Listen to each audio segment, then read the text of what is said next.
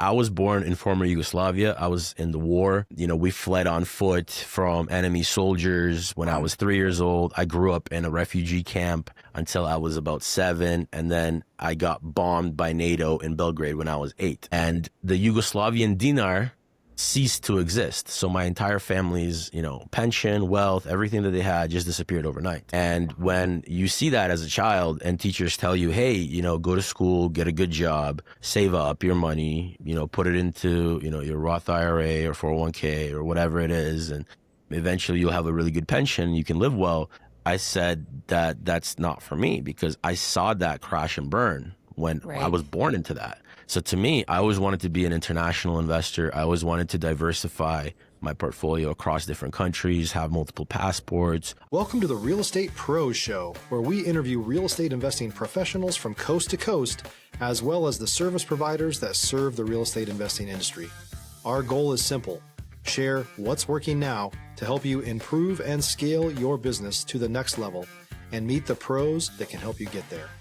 Real Estate Pros is powered by Investor Fuel, America's leader in helping real estate investors and professionals build the business you need to live the life you've always dreamed of. Let's start today's show.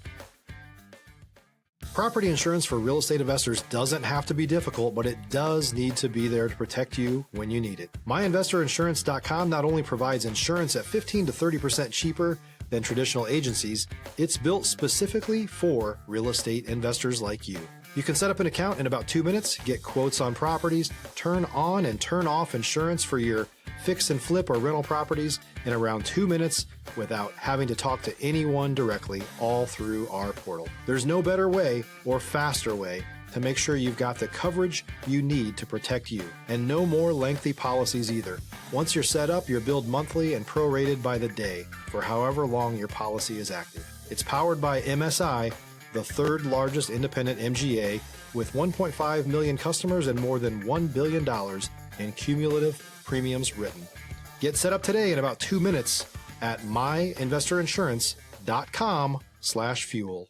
Welcome back to the Real Estate Pros podcast. I'm Kristen, and I'm here with Nemo Napijalo. He's a real estate entrepreneur, the co-founder of Furnished Habitat and Luxe short-term stays. So I'm excited to have you here. Thanks for being here, Nemo. Thanks so much for having me. I'm excited about this. So tell us how you got started in the industry. Yeah, I didn't really do too good in school. I never really had that knack for it. As soon as I could no longer do homework mentally, I pretty much started to fail, and then I just quit school and I started selling Filter Queen vacuums door to door. And that's kind of the hardest training for any sort of sales. And it taught me all the fundamentals. And from there, I got into construction. My dad said, hey, look, you're going to make more money in construction, do this. So I did. And the more that I did that, the more I saw, okay, how do we add this and this and this? And how do we turn this into a business instead of just being contractors? And we did. We had 32 employees.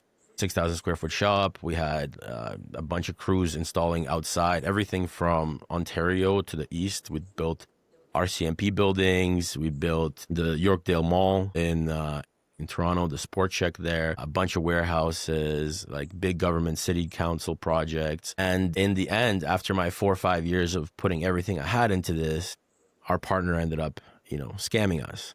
Oh, wow. And he had a big debt to the Niagara mob that we didn't know about. Wow. So wasn't expecting the story to go there, by the way. No, I wasn't. Yeah, it was crazy because we needed an engineer that had an engineer stamp, and it was $500,000 to get an engineer stamp. So at 19 years old, I didn't really have $500,000 laying around.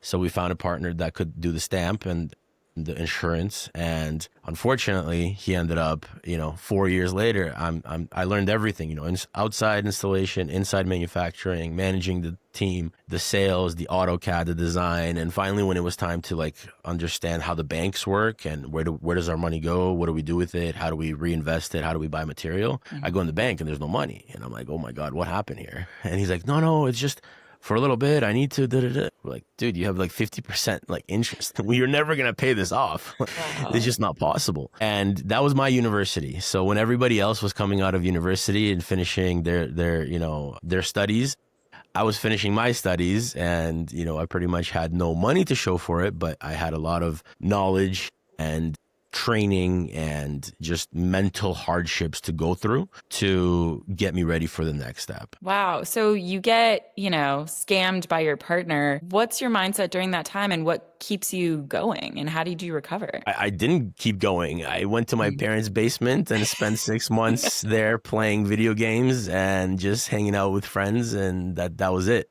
I didn't want to participate in the world anymore. I was so mad because I thought I did everything right and things still didn't work out. And that was it until I realized, okay, I got to pick myself back up. And there's certain things that I just don't know about business. Nobody in my family knows about it. My friends don't know about it. Their parents don't know about it. So where do I go to find somebody that's going to teach me how do you do business correctly so this doesn't happen again? Stop living on an island and join the #1 mastermind in America for professional real estate investors. Investor Fuel is a community of hundreds of the nation's top investors working together to build stronger businesses and better lives. In addition to the amazing community of real estate investors acting as a board of advisors for one another, Investor Fuel members have access to 100% funding on purchase and repairs for our members only, a health insurance program, and benefits and discounts that more than pays for the membership of most of our members, meaning it's actually costing you money to not be a member of Investor Fuel. If you're looking to scale your business and build a business that allows you to live the life of your dreams, please visit investorfuel.com today and book a call with our team. And that's when I went to the JT Fox Intelligent Millionaire Network event in Toronto. And I kept going like every single time. Like some of them were great, some of them weren't so great, but I didn't miss a day. And that's where I met my first real estate coach. She was like, Nemo, what are you doing here? Like, you're here every single time, but I'm not really sure what you want. And I said, look, I have this like HVAC business that I'm doing now, and I'm just like fulfilling sales. It's going pretty well, but I kind of want more out of life. And I'm either going to start buying cars and just spending it on stupid stuff, or I have to learn how to invest it. And I don't really know how to invest it. Nobody in my family's ever like been an investor, so I don't know what to do. So she said, what about real estate? Have you thought about that? I'm like, man, that sounds great. But, other than buying a house, I don't really know anything about it. So she said, I'm having a 2-day weekend. It's about, the 12 strategies of real estate. And if you can just come and hold a camera, sign people in, help out with the organization of it, you can come free. I'm like, I'll be there. And she was like, but I didn't even tell you when. I'm like, it doesn't matter. I will be there. I'm available. This is what I was waiting for my whole life. And it just kind of took us from there. You were so young. I mean, to have that future, like to be able to zoom out and see that you needed to invest your money and not spend it on cars and video games or anything. That's pretty impressive, especially after you had such a big loss in your first deal.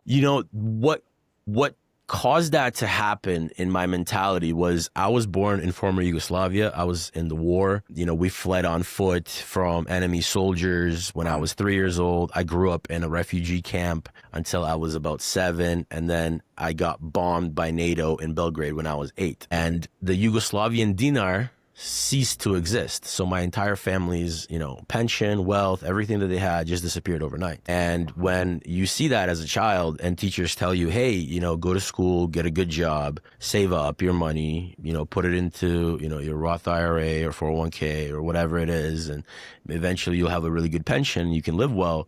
I said that that's not for me because I saw that crash and burn when I was born into that. So to me, I always wanted to be an international investor. I always wanted to diversify my portfolio across different countries, have multiple passports. I have 4 right now and a residency in Colombia. Anywhere that I go, and COVID taught us a lot, right? Because you want to travel, you just say, hey, I'm a returning citizen. This is my country. Oh, okay, no problem. Right this way, sir. Instead of, oh, sorry, buddy, you're Canadian. You can't travel anywhere.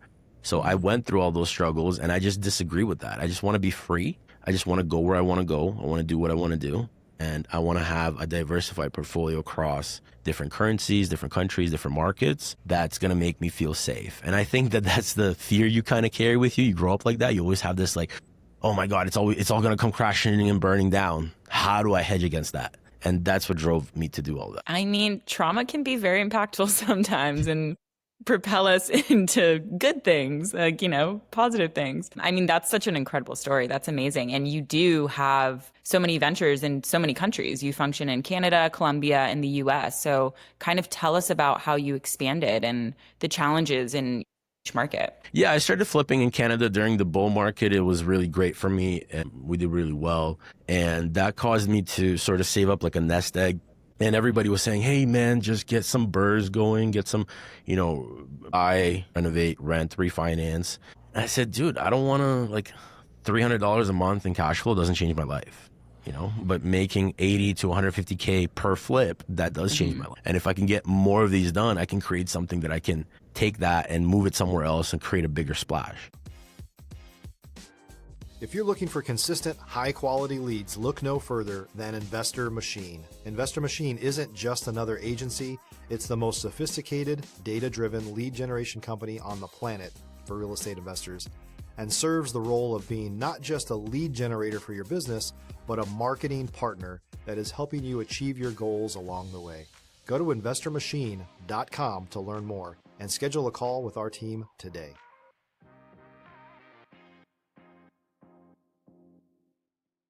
And luckily that I chose that, because when the COVID lockdowns came and everybody started to have rent forgiveness, if you were a landlord, you didn't have mortgage forgiveness. So you had to pay your mortgage and the renter didn't have to pay you rent. So I've never been a fan of that. We do have some multifamilies in Detroit and some Section 8s, but I have partners that are really good partners that take care of that stuff. I'm more, big picture. Like, I love hotels. We own a hotel here in Columbia. Yeah. And the reason that I love it is because it's something that I can create a great experience, and we'll get another $20, $30, $40 average daily rate, and we'll get higher occupancy rate, and it'll happen instantaneously. Whereas my mindset is not tuned into how do I fix a part in the toilet rather than the whole toilet so we can save on our bottom line on a multifamily project. It's not how my mind works, which is why I have great, partners that help with that. So when I went from Canada and we had to stop work orders, I just sold everything, took a loss on some things, but just went headfirst into the US and spent about $500,000 on masterminds, networking, coaching, mentorship, anywhere and everywhere that I could find these people that knew how to do what I wanted to do as well. Yeah. And that really sped up my learning curve tremendously. It was definitely worth it to do that. I would probably say nowadays the masterminds are even better than the coaching plans, because you can end up around a ton of great people that are just like you or that are already doing something, and maybe they can be a partner or a co-venture. And that's what I really found great in the US. People are willing to partner up. People are willing to collaborate. In Canada, people don't do that. Everybody's very risk averse. Everybody's just taking care of their own self. They'll share some stories to feel cool, but you're not going to get the secrets. You have to really dig for them and win their trust and maybe create some sort of win-win benefit for them to share any sort of information with you. Whereas in the US, everybody's just giving out information all willy-nilly, right? Everything's on YouTube. Everybody's just giving, it's very transparent, but it's also competitive. And I would say the US guys are way more competitive, and they put in a lot more effort into doing things 100% right. Whereas the Canadians have a lot of that, risk mentality where they're scared to do a flip that's more than an hour from home, because how am I going to manage this? And it's possible. You just have to build the systems around it. Yeah. Yeah. And that kind of brings us to your venture, Luxe short-term stays, which is kind of approaching property management. Tell us all about that. Yeah, I really loved Airbnb because the 3 of the 12 strategies that my first coach taught me was wholesaling, flipping, and Airbnb. And those were the ones that stuck out to me that I really liked. I didn't like too much of the other ones. I ended up Airbnb-ing every flip that I couldn't get the price that I wanted on. So I would just turn it into an Airbnb, run it into the better market, and then boom, suddenly we have another 50K on offer. And in doing so, I realized that there's a lot of money to be made in Airbnb, and I started to get just rentals that are Airbnbs with rental arbitrage. And then I realized, I'm like, oh my God, this is terrible. We're investing like 80 to 100K in furniture. What's my ROI on furniture? And especially when they started cracking down on the rules and regulations and licensing, we did a lot of stuff in Fort Lauderdale, a lot of stuff in Miami. And as the market started to kind of go down and the travel started to go down and the prices were crazy, it just didn't pencil out anymore. So I was in Colombia, and a broker friend of mine said, "Hey, why do you keep looking at Airbnbs? Like, why don't you look at a hotel?" And I was like, "Well, I don't have, I I can't get financing in Colombia, and I don't have 15 million in cash to just throw at a hotel. I don't know how to buy one. And he says, well, they're not a million. They're not 15 million. They're about a million, 1.5 million, and they do like 300, 400,000 net operating income every year. They're little cash cows. And I said, oh, what? That's crazy. If you're a new or newer real estate investor looking to launch or grow your real estate investing business, please check out Investor Fuel Club. It's a coaching community, but unlike anything you've ever seen before. And you can actually partner with members of our mastermind from coast to coast on deals right in your market. There's no better opportunity to build a consistent business than to literally partner with pros to help you avoid costly mistakes, avoid the need for capital to do deals, and help you eliminate your fears as you're starting your business. Learn more about Investor Fuel Club at investorfuel.com/club. So I ended up looking at, raising capital for this, and I ended up meeting my partner who has a large portfolio of over like 150 rental arbitrages. Some are owned and some are, managed for other people, like co-hosting. And he grew this through, sheer brute force, just, taking huge risks, making a ton of money, throwing it at a building, be like, hey, give me every single apartment. Let me rent this as Airbnb. And a lot of them were in New York. So, I like systems. I like building things out. I like automation. Like, my goal is to do nothing all day long and have nobody call me for anything. That's my goal. That sounds great. It doesn't always happen, but it tells you what you need to build on to make sure that it eventually does happen. So I said, let me build this out. Let's partner on the hotel, because I love the hotel. I really, really love buying hotels. And let's kind of join forces and merge my operations and my remote teams, because I had a call center for wholesaling in Egypt. I had a call center in Colombia. That's how I ended up in Colombia. A bunch of remote workers everywhere, Philippines especially, for Airbnb. And he said, sure, give me a proposal, let's look at it. So I put together the entire plan of, hey, this is how you never have to interact with your business ever again. And we put one person at the head of this that we will just get reports from. And he said, wow, that sounds great. So we ended up doing that, joined forces, and we launched Luxe short-term stays. So now we offer 20% of gross for co-hosting, where we're in the top 10% of Airbnb hosts. We have a large corporate housing contract as well with sports teams, a medical field, business trips that are going with their entire company. And we're able to really increase the ADR and the occupancy rate of people that work with us.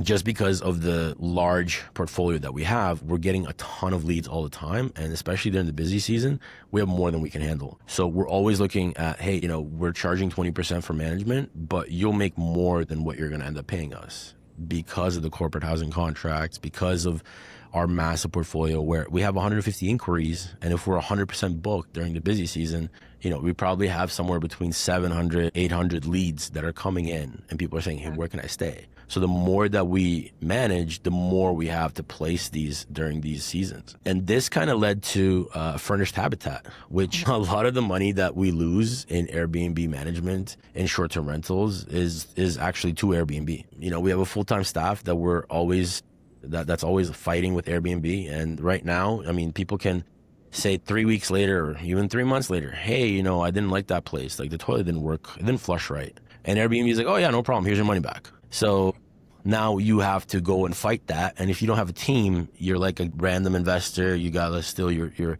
W-2 job, and you're trying to run this little Airbnb project. Now you got to pick, do I go to work, or do I spend time on the phone with Airbnb? Or do I do it on my lunch hour? Or how does this work? Because they literally took my entire 3-week stay and just took it out of my account. So we thought, okay, we're going to launch Furnished Habitat, which is going to be a competitor to Airbnb. And it will have two things that are going to differentiate it. It's going to have a mediation team, a live mediation team for everybody, which means that if you have an issue, it gets escalated, boom, there's a live person that's following the rules and protocols of the company. So if a toilet breaks, okay, did you give the owner 12 to 24 hours to fix it? No? Okay, then your claim is denied. Sorry. But then if it took 3 weeks to fix a toilet, all right, you probably deserve your money back. It's probably a bad host. He could have got it fixed. within 3 weeks. So it's just about putting logic to things rather than letting like an AI run this, because I don't believe that AI can do this yet. Toilet is maintenance, right? Toilet is going to break. You can't predict when it's going to break. I don't think it's fair that somebody loses money because a maintenance item broke, because their own toilet at home could also break. And what are they going to do then? They're not going to charge, they're not going to pay less rent. They're going to just go and say to the landlord, hey, this is broken, come and fix it.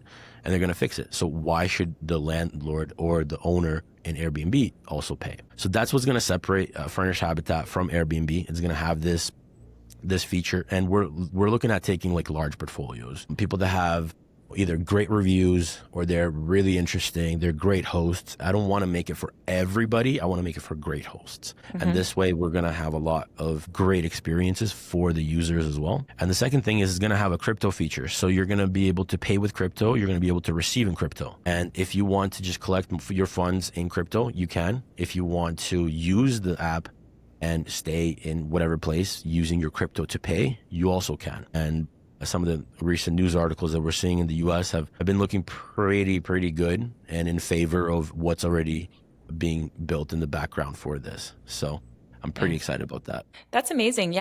I mean, developing a platform that's more friendly for the host, you're going to get better hosts and you're going to get a better crop of, like rentals. Yeah, that's what we want. We just want to make sure that it's using it in the original Airbnb days where, those are the golden days. Everybody had really nice places. All the guests were really nice. But now it's become something that people are abusing in a way. And I think it's happening on both sides. So, if you want to abuse, go to a hotel, right?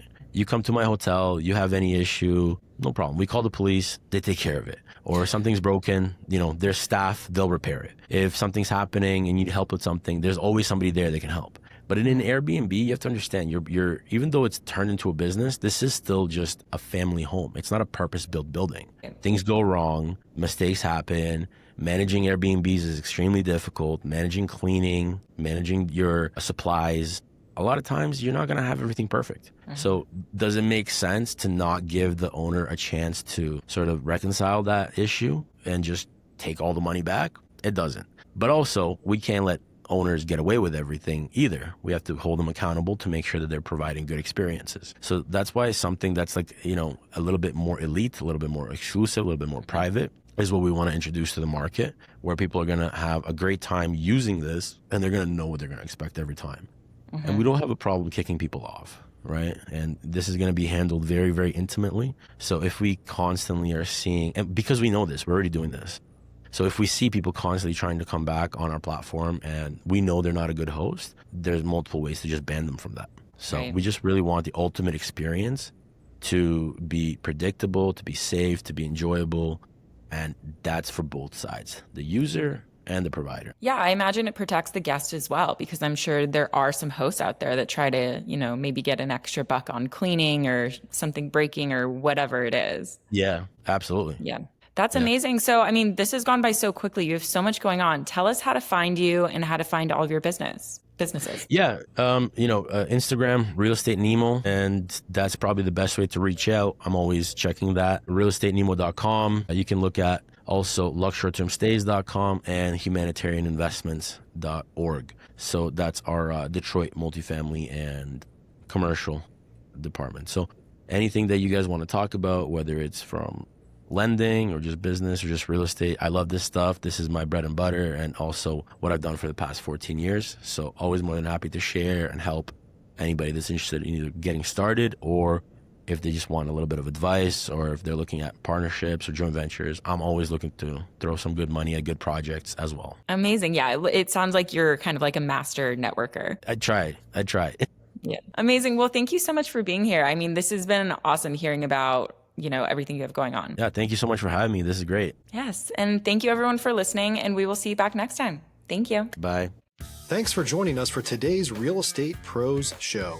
You can learn more about the amazing benefits of the Investor Fuel Mastermind community, including surrounding yourself with hundreds of other rock stars, 100% financing for your deals, and members-only discounts from vendors you're likely already using that, as a member of Investor Fuel, will save you more than the cost of your membership. Visit investorfuel.com to learn more. If you're interested in joining us as a guest of this show, please visit investorfuel.com/pros to apply. You can also check the show notes for access to free resources, how to get access to world-class lead generation, and much more.